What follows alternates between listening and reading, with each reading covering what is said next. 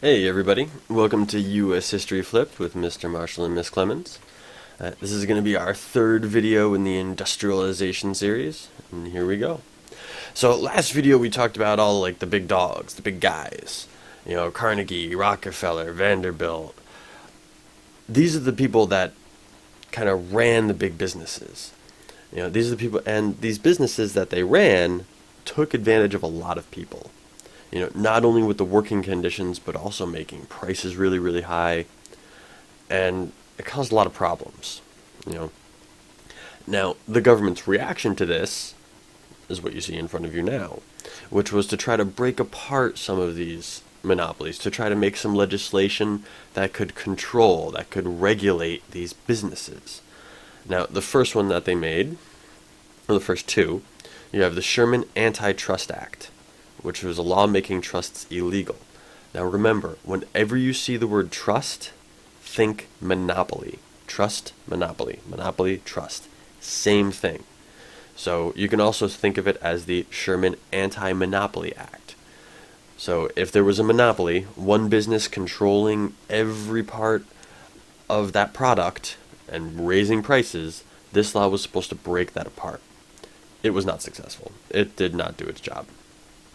They also created the Interstate Commerce Commission, the ICC, which was specifically created to regulate commerce like railroads.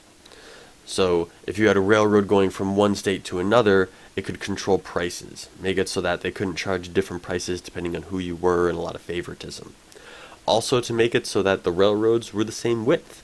Because if you can imagine one railroad that's 2 feet wide and another railroad that's 2 feet 1 inch wide, you can't take one car from one railroad to the other. The cars, they can't move. They're big, they're heavy, they're set in width. So it was able to do some good things, not really a whole lot. Like, it was able to set the width of the railroad, but it wasn't able to control prices or really regulate anything. So overall, were either of these successful? No, not one bit. Okay. Eventually, the Supreme Court gets involved. You guys don't need to write this down because there's no gears. With the Wabash, St. Louis and Pacific Railway versus Illinois, stated that states could not set rates for railroad traffic, which goes from state to state, because that's what the federal government should be doing. The federal government controls interstate trade. That's what federalism is. You also had U.S. versus E.C. Knight, stated that Congress has the right to protect trade and commerce against monopolies. Okay? So the Supreme Court, Congress, they're trying to make decisions, they're trying to pass laws, they're trying to do things to control the companies. But they're just not able to be successful. They're trying to do stuff, it's just not enough, and they're not trying hard enough. Okay? Now, that's what the government does. The Supreme Court cases and the legislation, but the people also react, and the people react in a couple of different ways. The first one is to form unions, and the first one that we talk about is the Knights of Labor, which was the first nationwide union. Anybody could join, anyone that wanted to. And what they really fought for was an 8-hour workday, like what we have now. So that you have 8 hours of work, 8 hours of free time, 8 hours of sleep. Divide the day up into thirds. And they also wanted to completely get rid of child labor. Okay? And those were the things that they really, really fought for, the things that they really, really wanted to get. Okay? You also have the American Federation of Labor, the AFL, still around today, actually. Okay? They were a very large trade union. They only let in skilled workers. So if you were like a laborer, you couldn't get in. But if you were a carpenter or a teacher or a doctor, you had a skill, you were allowed in. They worked because they wanted everybody to have better pay, higher wages, and better working conditions. So that you're working in a well-lit, well-ventilated area. You're not working in the dark with like stagnant air that is just suffocating the entire day. So each of these different unions is kind of fighting for different things. Overall, better work, but different portions of that better work. Now, these unions, while they try to do a lot of really good things, some bad things happen along the way, and that's the violence. Like, for instance, the Great Railway Strike. Wage cuts led to a strike in 11 states. Militias were called in and 100 people were killed. Wage cuts is when they say, we are going to cut the amount that we pay you, So the workers responded by going on strike, saying, we are not going to work. Everybody is going to leave, walk out of this job site and stand outside. And if all of us do it, you're not going to make any money because nobody else is working. We're not going to let anybody else in. Obviously, that's going to make the businesses really, really angry. So they put pressure on the government, and the government called in the militia to stop the strike. And it ended up leading to a lot of riots, ended up leading to a lot of problems, and 100 people ended up getting killed. Now, this is one of the big problems of this time period, where you have businesses treating people horribly, the people responding, and the government backing up the business, right? And that's going to happen for a while. Eventually, the government's going to say, okay, we're going to step in as a mediator, talk to both sides, see what's going on, figure it out. But right now, that's not happening. They're just siding with the businesses. Next, we have the Haymarket riot on May 1st, a national strike day for labor. Police killed a striker, a riot followed, and a bomb ended up going off. This looks really, really bad for the rioters because it looks like they're bombing the police. So it was not a smart idea. Peaceful protest is the way to go. Gandhi, Martin Luther King. Start going through violent stuff. Crazy things happen. People die. Does not get you what you want. Okay? Next is the Homestead Strike. Union members at Carnegie Steel Plant in Pennsylvania went on strike to protest a wage cut. 16 were killed. National Guard was called in. Less than 25% of the workers got their jobs back. So once again, you have a group of people going on strike saying that we can't take a wage cut. We need to make money. We have families. We need this money. And the government steps in with the National Guard, which is, a small army, and says, no, you guys are going back to work.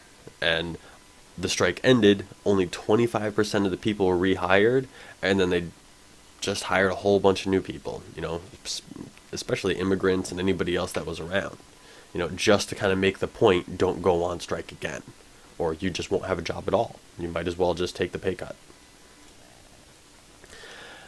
Next, we have the Pullman Strike, which was wage cuts, protesters fired, hurt the economy, and the troops were sent in.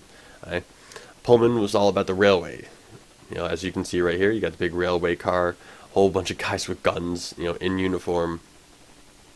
And this is just another example of the exact same thing happening again. People aren't making enough money. They get their wages cut. They don't like it, so they go on strike. Troops are called in and say, no, suck it up. Gotta go to work. We don't care. If it's not good enough for you, we'll hire somebody else. And it's a very repetitive pattern that just keeps on happening. And eventually it's going to change. It takes a long time. Now, the guys that we talked about before, Carnegie, Rockefeller, they can be seen in two different ways. They can be seen as robber barons. They can be seen as captains of industry. And what this is either a good way of viewing them or a bad way, and it all depends on your opinion. Right? If you see them as a robber baron, that means that you see them as a person who is a wealthy individual who takes advantage of the less fortunate to live a lavish and gluttonous lifestyle. Lavish and gluttonous mainly just means that they just spend their money on things that they really don't need to and just have tons and tons of stuff that they don't need and just swimming in bathtubs full of $100 bills. And they get that money by taking advantage of people. That's the key. By cutting wages so that they have to go on strike and then sending in armed people to attack them. By having working conditions where they work 12 hours a day in, dark rooms that are very dangerous. By having children work, and paying them pennies. These are really bad working conditions, really bad pay, and taking advantage of people. So that's the robber baron side of it. A captain of industry is a person who's just so smart that they're able to capitalize on the situation, make a big business, and make tons and tons of money. Right? And you can go either way on it. You can say Carnegie, captain of industry, started the steel, made it so that railroads and factories could be built with this steel, and he made the economy awesome and good for him. But you could also say, he's a robber baron. What are you kidding me? Well, look, he's got like 6,000 children with like one hand working in his factories for pennies every week. It's horrible. So it really depends on the way that you look at it. Right? So were they good or bad? Were they robber barons? Were they captain of industry? How do you make that decision? And that's really the way that you look at it, and the way that you want to argue it. So if it's bad, you got the robber baron. Right? They profited by limiting the competition, by creating those monopolies, by creating those trusts, and by making it so that they could just price gouge and just raise prices so that the average guy like you and me has to pay more. Lots and lots of pollution. And they didn't exactly know what pollution was, though. But you see the air filling up with all this bad smell and stuff, and you can't see the sun that well? Yeah, you can kind of figure it's not a good thing. Okay? Union busting, not letting the people organize, not letting them go on strike for higher pay. Making children work, exploiting the workers, paying them very, very little. They also had these company towns where they actually wouldn't pay the people in American dollars. They would pay them in company dollars, quote unquote. And you can only spend these company dollars at company stores where they controlled the prices on the food. So they could really keep people down. And it was just another way of making sure that they made the most money possible. I mean, you're working, you're not even making real money. You're making money you can only spend at the store where this guy controls the price of the bread. That's just messed up. Or you could say they were good. They built American industry. They turned the United States into a world power. Tons of steel, tons of factories all over the place.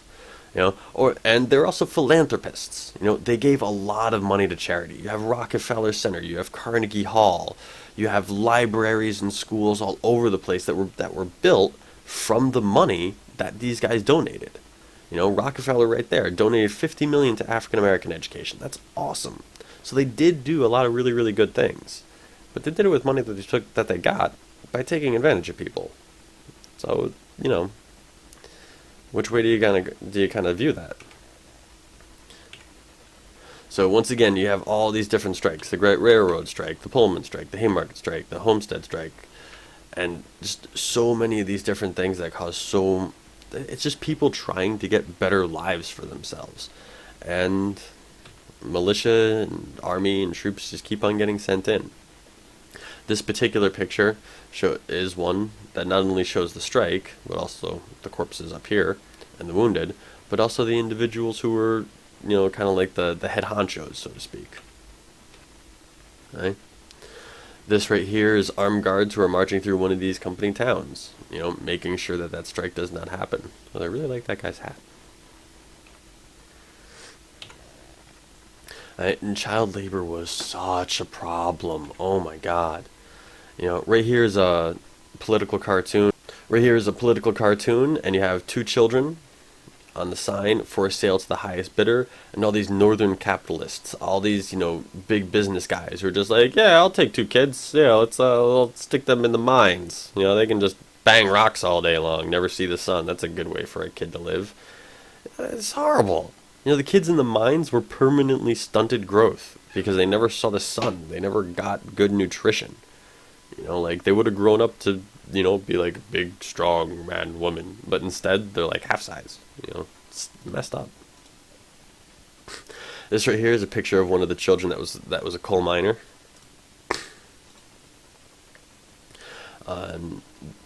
This is another child, I think that's in a textile plant.